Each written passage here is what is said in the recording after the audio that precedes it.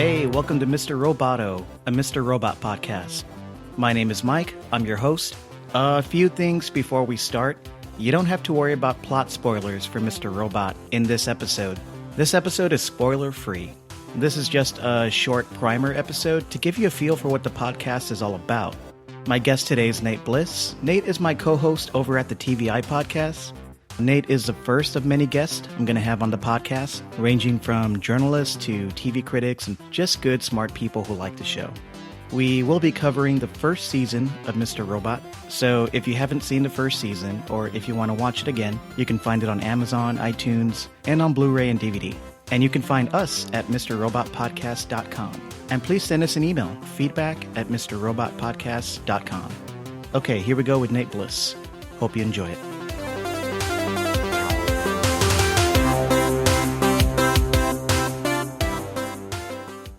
Nate, welcome to Mr. Roboto. Domo arigato. Exactly. Big shout out to Styx. So, Nate, we talk a lot about TV on TVI. Yes. Big surprise. So I thought it would be nice to bring you on today to help me launch Mr. Roboto. Happy to do it. And you'll be joining me for our next episode as well. Yeah. Where we'll discuss the series premiere of Mr. Robot. But today we're just going to do a non-spoilery overview of what the podcast is going to be, why we are into the show. Sure. So don't worry, no spoilers. Right. But Nate, the show had a big impact on me for a lot of reasons. And we'll get into those reasons in a second. But first, I wanted to ask you. Okay. If you were recommending Mr. Robot to a friend, how would you describe the show? Wow. Without spoilers. Without spoilers. That's tricky. Really, the first thing that I would say is don't let the title trip you up.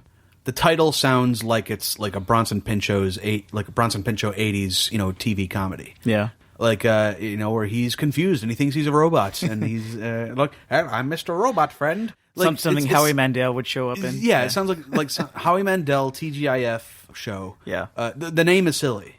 It's funny because once you get into the show, like by episode 3, by episode 4, when you're really invested, at least for me, I don't care about the title. I'm Same like, here. It makes sense. Yeah. Yeah. It's like, and to other people who like the show, it's like, they don't care about the title either. You can easily start talking about it. But to someone coming in, it's like, Mister, what's that about? It could be a bit of a barrier, kind of like Buffy the Vampire Slayer. A lot of people thought, well, that's going to be dumb, you know?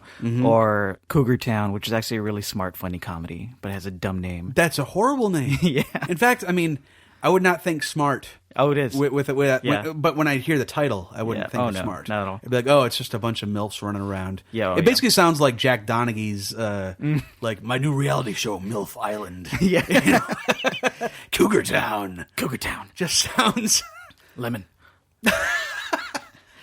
Yeah. So the title's awkward. Title's awkward, yeah. But if I was also telling someone about it, I would basically say... It deals with drug addiction, it deals with like depression, it deals with mental illness, it deals with big, serious things that are happening in the world. Political stuff, geopolitical stuff, corporate, I was going to say corporate America, but it's just corporate culture, corporate... Evil. Yeah.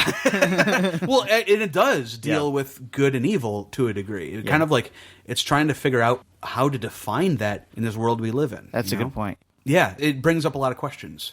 I would describe it as a grounded, very of-the-moment cyberpunk thriller. Sure. But to go further, I would probably say that it's a dark thriller that is really engrossing. Yeah. And very cinematic. Very plugged into our current culture. You touched on that a little bit, too. It's so of the moment. Yeah. It's so of the now. There are references in the first season of this show where it's like... episode. It's like... Okay, when did they write this? Because there was a news story about that reference 2 days ago. Yeah. You know? It's very of the moment, almost to an uncomfortable degree. Yeah. And I'd say it's very concerned with social and political commentary. That's a huge thing. But it's very much a character piece. At the heart of it, you care about the lead character, Elliot Alderson, the hacker, played by Rami Malek, who's just amazing. Oh, he's really good. Yeah. The show is a lot deeper than you would think it is on first blush, I think. It's also something of a puzzle. Oh, yeah. But, sometimes that can mean, this is frustrating, but it's not frustrating or hard to follow.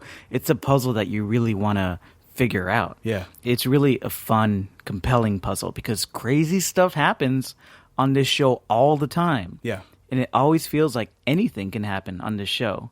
But you never know what's going to happen. That's true. That is what's so great about this show. It just, for the most part, keeps you on edge. And that's really what makes it so exciting. Absolutely. As the show unfolds, they go to places that you won't expect them to go. Like, this whole thing has the feel of a David Fincher movie, or like the girl who kicked the dragon tattoo's hornet's nest.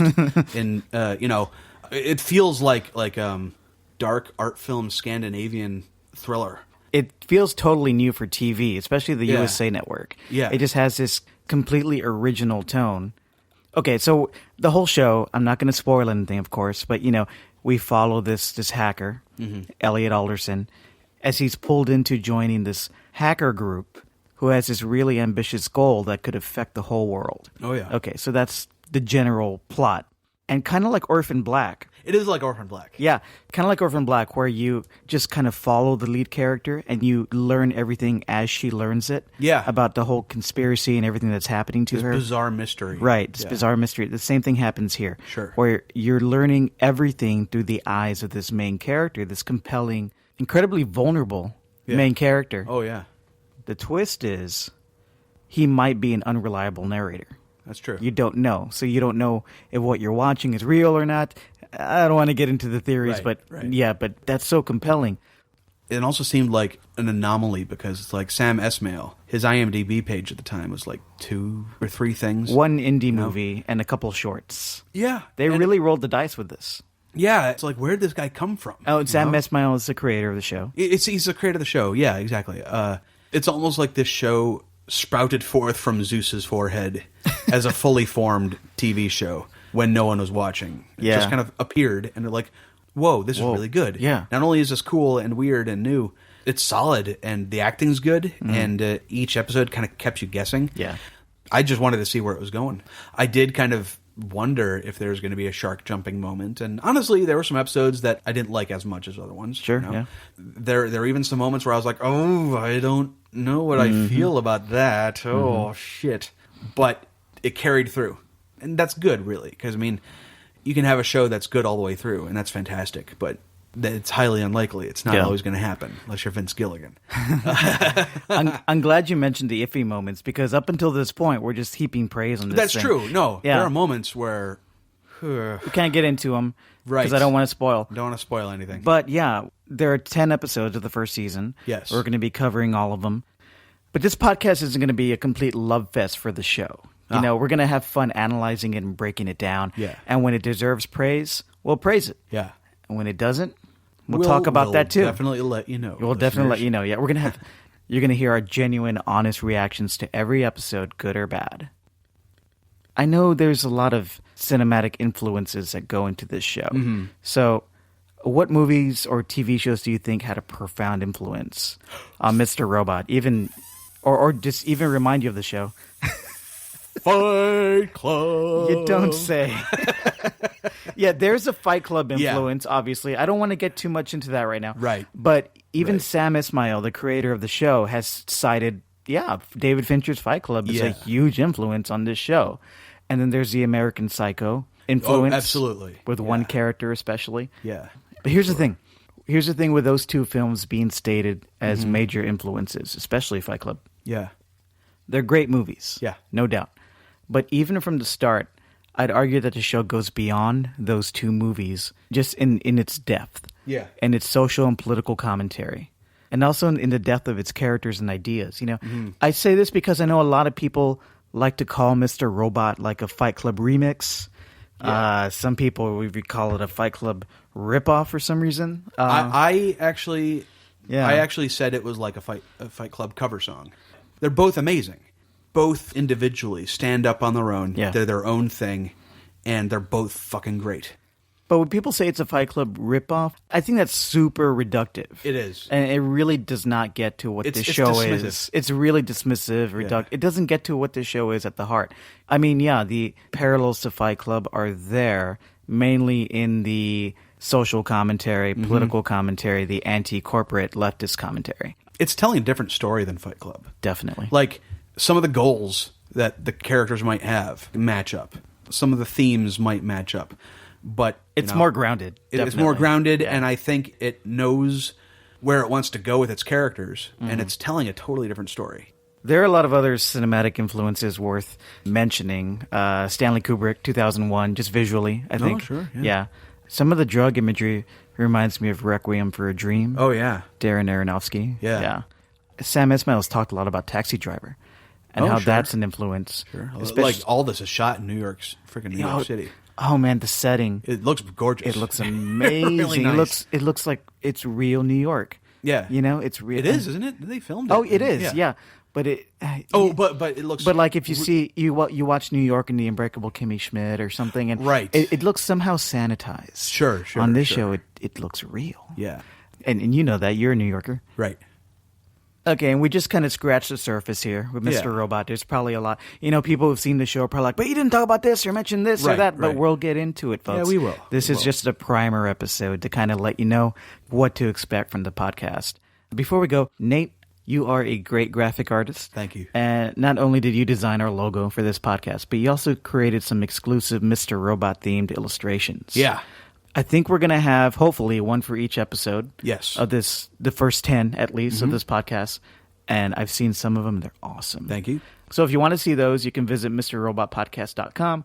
And we'll also be giving some of those away. Yes. An original illustration for every episode. So keep listening, and you'll learn how you can win one of those because they're really great.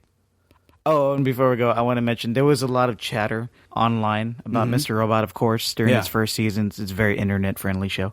And I wanted to read a few short comments I got from the Mr. Robot subreddit. Oh, okay. Which is a great fan community.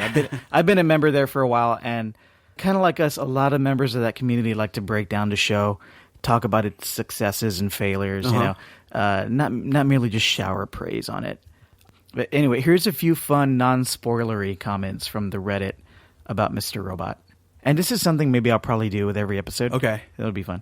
All right, here's one. Fuck this show. What? I love it so much. It's going to drive me crazy. And it's probably the most suspenseful show on TV without actually being a horror show. I can't take it, but I can't look away. USA, what are you doing to me? That's great. That's the first one. Okay, this Reddit user says, did anyone find it super ironic when the credits rolled and it said produced by NBC Studios? Considering NBC and Comcast are media giants that are comparable to Evil Corp. And if you don't know, Evil Corp is the evil corporation in the show. Right. Yeah. I have thoughts on that, but Yeah. we'll talk about that in episode 1. Okay, last comment. This show depressed me more than anything. This is the first show ever to do this. Wow. Ending on a high note. Don't watch Broadchurch. Oh, God. Or The Killing. Oh, God. All right, on that happy note, I think it's time to wrap up this inaugural episode. That's a great way to put a button on it. Don't kill yourself. Goodbye. Goodbye, friend. All right, Nate, thank you so much for joining me. Thanks for having me on. And you'll be back for our next episode, a discussion of the Mr. Robot series premiere. Yes. I know both of us like the premiere a lot. Yeah. But I watched it a few times, and there are some things I really want to break down and talk about, so we'll do that on our next episode. Okay. So, yeah, if you haven't watched that, watch it or watch it again. Yeah. And then come back and check out our episode on that. It'll be episode 2 of Mr. Robot O. Okay. See you in a while, Nate. Goodbye.